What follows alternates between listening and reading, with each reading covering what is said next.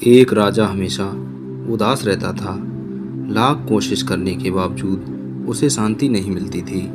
एक बार उसके नगर में एक भिक्षु आया। भिक्षु के ज्ञानपूर्ण उपदेश से राजा बहुत प्रभावित हुआ। उसने भिक्षु से पूछा, मैं राजा हूँ, मेरे पास सब कुछ है, किंतु फिर भी मेरे मन में शांति नहीं है। मुझे क्या करना चाहिए? भिक्षु बोला, आप अकेले में बैठकर चिंतन करें। राजा अगले दिन सुबह अपने कक्ष में आसन जमा कर बैठ गया। तभी उसके महल का एक कर्मचारी सफाई के लिए राजा के पास आया। राजा उससे बात करने लगा। कर्मचारी से राजा ने उसकी परेशानी पूछी, जिन्हें सुनकर उसका दिल भर आया। इसके बाद राजा हर कर्मचारी के कष्ट व दुख जानने लगा। सबकी व्यथा सुनने के बाद राजा ने निष्कर्ष निकाला कि वेतन कम होने से सभी आर्थिक रूप से त्रस्त थे। राजा ने तत्काल उनके वेतन में वृद्धि की, जिससे वे सभी खुश हो गए और उन्होंने राजा के प्रति आभार व्यक्त किया। अगले दिन जब राजा की भिक्षु से भेंट हुई तो उसने पूछा, राजन, आपको कुछ शांति प्राप्त हुई? राजा बोला, मुझे पूर्ण रूप से तो शांति नहीं मिली, किंतु जब से मैंने मनुष्य के दुखों के स्वरूप को जाना है, अशांति थोड़ी थोड़ी जा रही है। तब भिक्षु ने समझाया, राजन, आपने शांति के मार्ग को खोज लिया है, बस उस पर आगे बढ़ते जाएं। एक राजा तभी प्रसन्न रह सकता है जब उसकी प्रजा सुखी हो। सार यह है कि मन की शांति स्वयं के सुख से अधिक दूसरों के दुख हरकर उन्हें सुखी बनाने से मिलती है। इसलिए यथाशक्ति दूसरों की सहायता करें। दूसरी कहानी, आत्म साक्षात्कार आवश्यक है। जीवन में एक अज्ञात भय ऐसा है जो ज्ञात भी है परंतु है सबसे बड़ा, और वह है मृत्यु का भय। उम्र, मौत और जिंदगी, इन तीनों के मामले में संसारी और साधु का फर्क देखें तो भय मुक्त हुआ जा सकता है। संत कितना जिए यह महत्वपूर्ण नहीं होता, कैसे जिए यह उपयोगी होता है। देह त्यागने के पूर्व बुद्ध ने जो अंतिम वाक्य कहे थे उसे समझा जाना चाहिए। हंददान भिक्खवे आमंत यामिबो भय धमा सरम्बारा अपमादीन संपादे थाइति। अर्थात हर वस्तु नाशवान है, जीवन का संपादन अप्रमाद के साथ करो। आलस्य के साथ वासना का समावेश हो जाए तो प्रमाद शुरू होता है। बुद्ध ने अपने भिक्षुओं को अपनी अंतिम क्रिया के बारे में भी विस्तार से समझा दिया था। मौत को उन्होंने उत्सव बनाया। भौतिकता की आंधी में आज हम इतने भयभीत हैं कि सांप को तो मार देते हैं और रस्सी से डर जाते हैं। हमारी मौत अवसाद तथा संतों की मृत्यु उपदेश हो जाती है। इसे दिव्य बनाने का प्रयास उम्र के हर पल में और जिंदगी के हर पड़ाव पर सतत करना होगा। कहते हैं जब बुद्ध संसार से गए तो उनकी उम्र 80 वर्ष, लेकिन संत समाज मानता है कि वे 40 साल के थे, क्योंकि जब वे 40 वर्ष के थे तब एक पीपल के वृक्ष के नीचे 7 दिन सतत समाधि में रहे और तब ही उन्हें पूर्णिमा के दिन बुद्धत्व प्राप्त हुआ था। उसके बाद वे 40 वर्ष और जीवित रहे। अध्यात्म कहता है उम्र तो उसी को मानेंगे जिन क्षणों में आप स्वयं को जान गए। इसलिए याद रखें, कितना जिए ये संसार का समीकरण है, कैसा जिए ये अध्यात्म का गणित है। अगली कहानी है बुद्ध का समत्व भाव। गौतम बुद्ध निर्जन जंगल में एक पहाड़ी पर बैठे ध्यान कर रहे थे। वहाँ चारों ओर शांति थी, कहीं कोई शोर नहीं था। ध्यान करने के लिए इससे उपयुक्त स्थान और कहीं नहीं हो सकता, यही सोचकर बुद्ध ने इसे चुना। अचानक इस नीरवता को एक कोलाहल ने भंग कर दिया। कुछ दुष्चरित लोग एक वेश्या को लेकर वहां आमोद प्रमोद के लिए आ धमके। एक क्षण में वातावरण की पवित्रता भंग हो गई और शांति अशांति में बदल गई। उन लोगों ने मदिरापान शुरू कर दिया। इसी बीच वेश्या अवसर पाकर भाग गई। उन दुष्टों ने उसे वस्त्रविहीन कर दिया। जब मदिरा का नशा थोड़ा उतरा तो वे लोग उसे खोजने निकले। थोड़ी दूर जाने पर उन्हें ध्यानस्थ बुद्ध दिखाई दिए।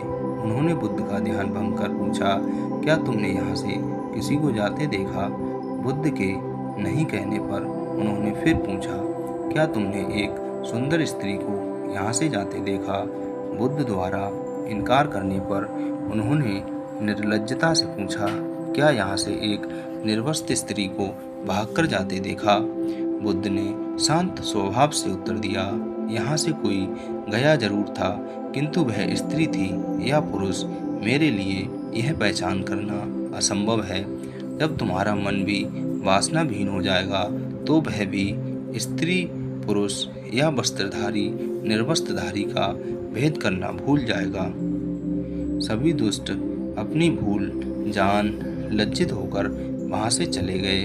सार यह है कि साधुता विकार रहित और निरपेक्ष दृष्टि से देखती है। वहाँ प्राणी मात्र में किसी प्रकार के भेद के लिए कोई स्थान नहीं होता। अगला प्रसंग है, बुद्ध पुनः साधना में लग गए। भगवान बुद्ध ज्ञान प्राप्ति के लिए घोर तप में लगे थे। उन्होंने शरीर को काफी कष्ट दिया, यात्राएं की, घने जंगलों में कठिन साधना की, पर आत्मज्ञान की प्राप्ति नहीं हुई। निराश हो बुद्ध सोचने लगे, मैंने अभी तक कुछ भी प्राप्त नहीं किया, अब आगे क्या कर पाऊंगा। निराशा अविश्वास के इन नकारात्मक भाव ने उन्हें क्षुब्ध कर दिया। कुछ ही क्षणों के बाद उन्हें प्यास लगी। वे थोड़ी दूर स्थित एक झील तक पहुंचे। वहां उन्होंने एक दृश्य देखा कि एक नन्ही सी गिलहरी के 2 बच्चे झील में डूब गए हैं। पहले तो वह गिलहरी जड़वत बैठी रही, फिर कुछ देर बाद उठकर झील के पास गई, अपना सारा शरीर झील के पानी में भिगोया और फिर बाहर आकर पानी झाड़ने लगी। ऐसा वह बार बार करने लगी। बुद्ध सोचने लगे कि इस गिलहरी का प्रयास कितना मूर्खतापूर्ण है, क्या कभी यह इस झील को सुखा सकेगी? किंतु गिलहरी का यह क्रम लगातार जारी था।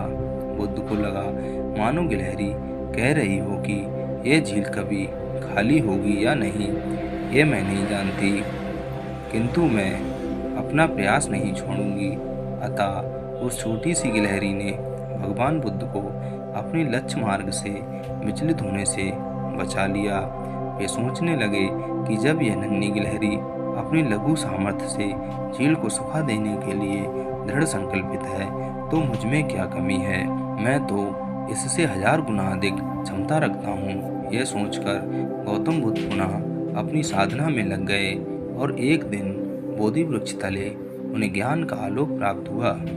यह कथा असफलता के बावजूद प्रयासों की निरंतरता पर बल देती है। यदि हम प्रयास करना न छोड़ें तो एक न एक दिन लक्ष्य की प्राप्ति हो ही जाती है। अगला प्रसंग है, बुद्ध से यक्ष ने क्षमा मांगी। बुद्ध अपने साधना काल में एक निर्जन स्थान पर ध्यानमग्न बैठे थे। इसी स्थान पर एक यक्ष का वास था। यह बात बुद्ध को ज्ञात नहीं थी। वे तो वहां पहुंचे और शांत वातावरण देखकर ध्यानमग्न हो गए था। रात होने पर जब वह आया तो उस स्थान पर एक अनजान व्यक्ति को देखकर आग बबूला हो गया। बड़े जोर से वह दहाड़ा, किंतु बुद्ध का ध्यान भंग नहीं हुआ। यक्ष ने उन्हें हाथी का रूप धारण कर डराना चाहा, किंतु बुद्ध यथावत ध्यानमग्न बैठे रहे। उसने बुद्ध को डराने के लिए क्रमशः शेर, चीता, बाघ आदि का रूप धारण किया, किंतु बुद्ध अविचलित ही बने रहे। अंत में उसने भयंकर बिस्तर का रूप धारण कर उनके पैर के अंगूठे को डस लिया, किंतु बुद्ध पर उसके विष का भी कोई असर नहीं हुआ। वे अब भी अप्रभावित रहे।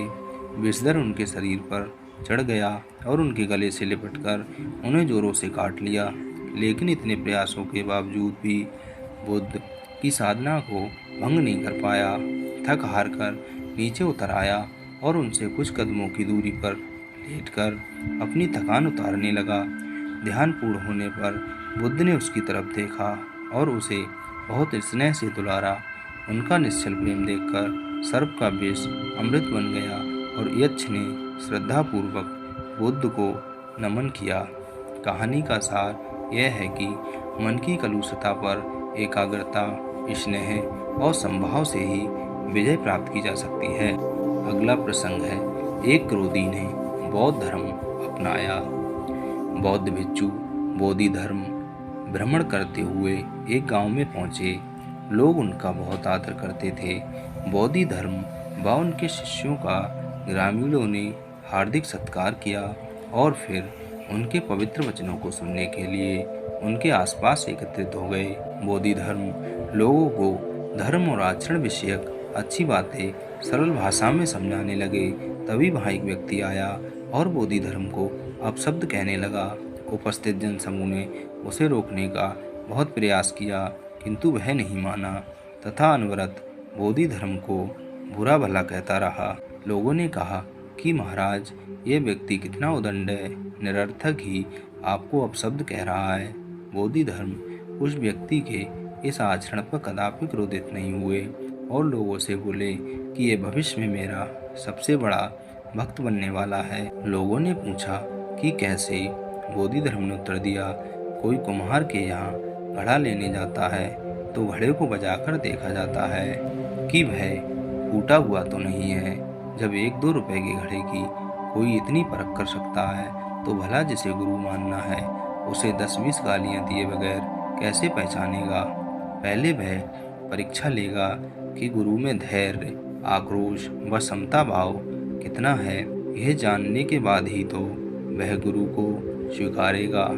इसलिए यह व्यक्ति मुझे निरर्थक ही अपशब्द नहीं कह रहा है। और आगे चलकर वास्तव में वह व्यक्ति बोधि धर्म का सबसे बड़ा भक्त बना। किसी को शिक्षा देने से पूर्व स्वयं का आचरण भी तदनुरूप होना चाहिए।